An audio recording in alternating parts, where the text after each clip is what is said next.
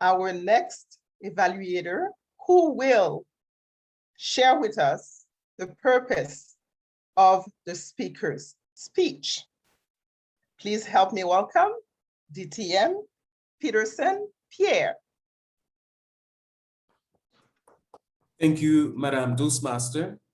Today, our next speaker will be presenting in the PATH Presentation Mastery Level 1, Project 2.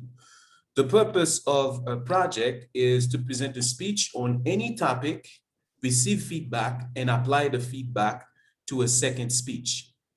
She will have from 5 to 7 minutes to present her speech. Best of luck to you. Thank you, DTM Pierre. Toastmaster Linda Marie Miller said that she elevates every conversation by imagining that it might be the last one she ever has. Please help me welcome Toastmaster Linda Marie Miller. Guess what? Humiliation won't kill you. Guess what? Humiliation won't kill you. Toastmaster Linda Marie Miller. I will never forget the summer of 1969. It was the summer of Woodstock, the music festival. It was the summer Neil Armstrong walked on the moon. And in the summer of 1969, I survived my first humbling humiliation. I was 12 years old, school's out for the summer, and I'm walking to my friend Susan Pummer's house. That's when I heard it. A sound I had never heard before. A sound that vibrated through my whole body. A sound that sent my innocent imagination racing down a road of taboo thoughts and forbidden feelings. The sound of a bass guitar. Bum, bum, bum, bum, ba-dum, ba-dum, bum, bum, bum. I picked up my pace. That's when I heard the voice. I'm gonna tell you a story about my town. I'm gonna tell you a big fat story, baby. I was running when I reached the corner and I saw him. Carmen Costello, 14-year-old Italian work of art, jet black curls that fell to his tanned, toned, shirtless shoulders.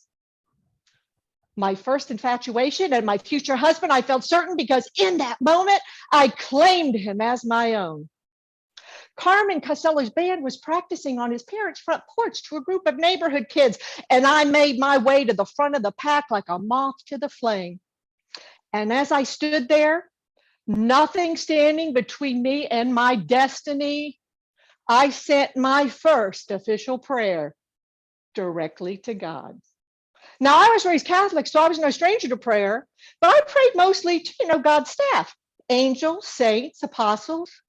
I didn't want to bother God with the small stuff. And I figured that anything a 12-year-old girl wanted had to be the small stuff. If I lost something, I'd pray to St. Anthony. Dear St. Anthony, please come around. Something is lost and cannot be found. At night, I prayed to my guardian angel. Angel of God, my guardian dear, to whom God's love commits me here, ever this day be at my side to rule and guide, to light and guard. Amen. But this was different. This was love. This was huge. So I sent my first prayer directly to the big guy in the sky.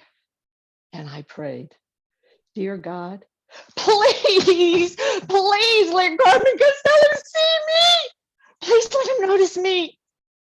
You see, I knew if our eyes met, he would instantly fall in love with me. And you know what that means? Right, happily ever after. But Carmen Costello didn't notice me that day.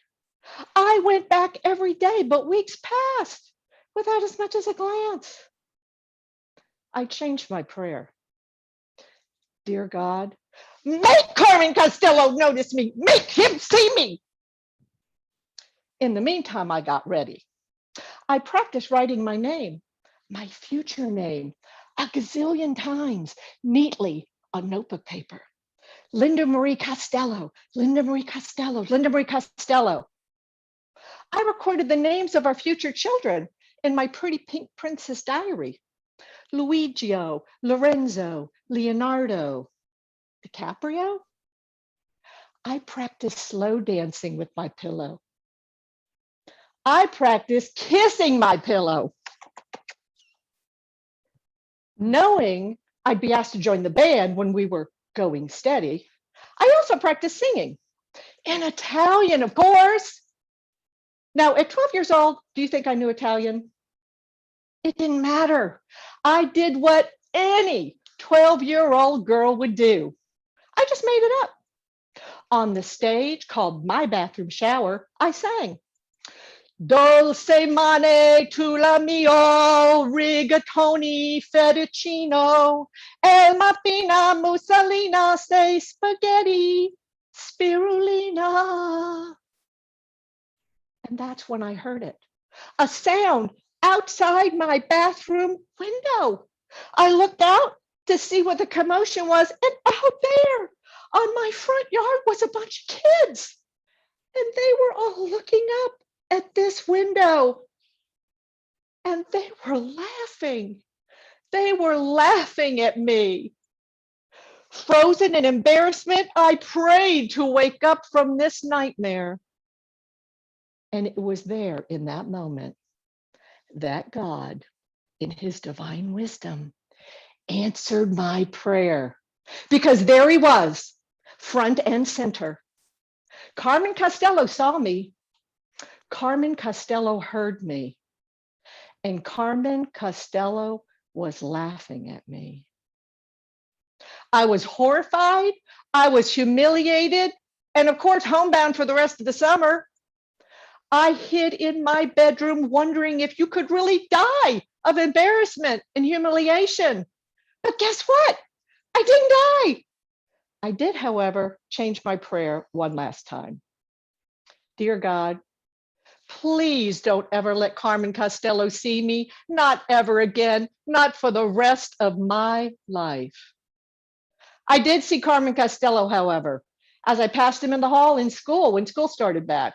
He turned his head and he looked right at me and he smiled. But it wasn't a mocking smile.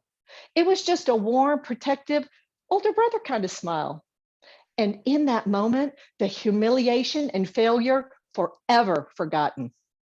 So guess what? Humiliation won't kill you. Don't be afraid to risk humiliating yourself for love, for your dreams, for this amazing adventure called life. Go after everything you want with the enthusiasm of a 12-year-old girl.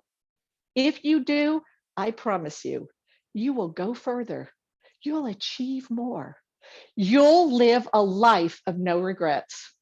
Ask for help when you need it.